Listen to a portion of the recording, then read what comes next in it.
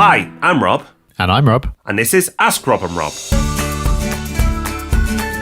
Welcome to Ask Rob and Rob, the show where you ask questions, hopefully about property, we give answers, and everyone goes away a little bit wiser. In an unpredictable, topsy-turvy world, it's a reliable part of your week.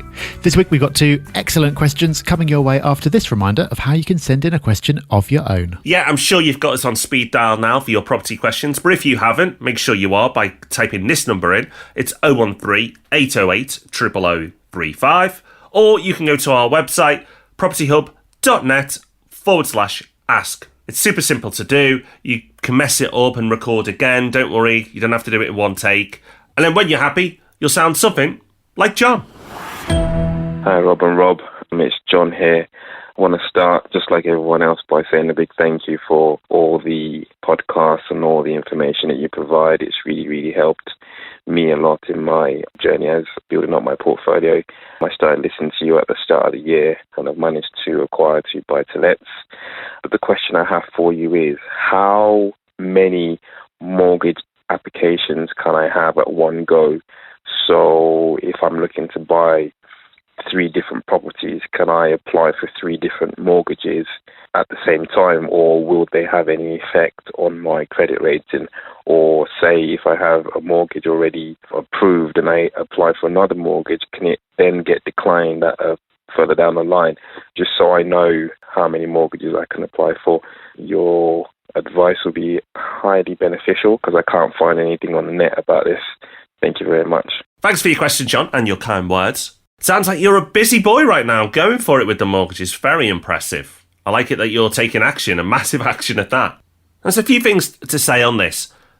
I think it's great that you're wary of your credit rating because so many property investors are not. It's so important now as a property investor to have a good credit rating, because if you've got some black marks on your file, you will really struggle to get a mortgage. And a lot of people don't actually know that they do have something against them. It could be a parking fine that's gone unpaid, one missed credit card bill.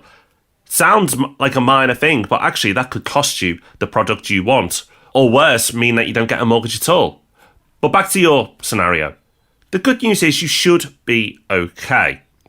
If your credit file is clean and top-notch at the moment, putting a few applications in will be all right. Now, you're right to be cautious because it will be flagged and you will have multiple applications noted on your file. But lots of property investors buy multiple properties at certain periods. I've worked with property investors who've done that, so I know you'll be okay. But if you do follow your credit score, you may see it dip for a little while. Don't be alarmed, it will recover once they see that you're not applying for credit every single week. So it will have an impact, but if you manage it correctly, you should be okay. But that's it, Rob, isn't it? It's about managing it correctly. It is, and this is where a broker can help as well, because it's possible, not likely, but possible, that if a lender sees that lots of other lenders are making searches at around the same time, they might get nervous. They might wonder what's going on. They might get confused about the timing and think that you've had other offers fall through or be rejected or something like that. But if you've got a good broker, they'll be able to overcome that by explaining to the lender what's going on. They should have the contact and the ability to explain it in the right way, whereas you might find it a bit more difficult. So in general, shouldn't be a problem anyway. But as always, if those problems do sometimes occur, and they do, having a good broker on your side is really helpful. Okay, well, we're only halfway through. Still one more question to go. This one comes in from someone who hasn't left their name, so I'm going to call them Pauline. I'm just back in from working a very long, hard 2 weeks, and I've switched on your podcast again, and I've got really interested by the last one that you did, that's talking about somebody named Mark who's gone from 0 to 10 properties in 5 years. That is literally what I'd like to do. One of my main challenges really is that a lot of your property advice focuses on property in England. And while I know that Scotland's a really small part of the country compared to, say, London, for instance, could you maybe give a bit more information on Scotland? And once again, just want to say really wonderful what you're doing. You really are egging on a lot of people like me because you're attacking this in an interesting and inspiring way. And I'm very, very inspired. Thank you, Pauline.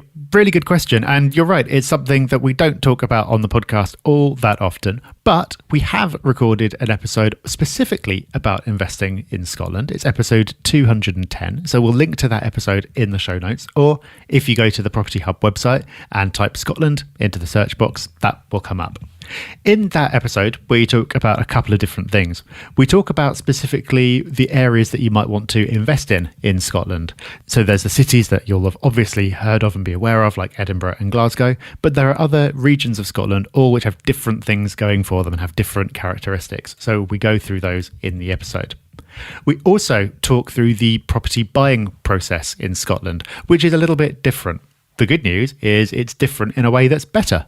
So that episode will tell you everything you need to know about how to buy a property and the ways in which it differs from England. One thing that we don't go into in that episode is different regulation around lettings in Scotland. And that's where the majority of the differences lie. Because England and Scotland have had a legal system in common for a very long time, the majority of what you come across will be the same. So almost everything that you hear about property in general, you'll be able to apply without really having to make any modifications. In lettings, there are a lot of laws that are different though. So when you get to that point, it's well worth spending a bit of time reading up about what those rules are.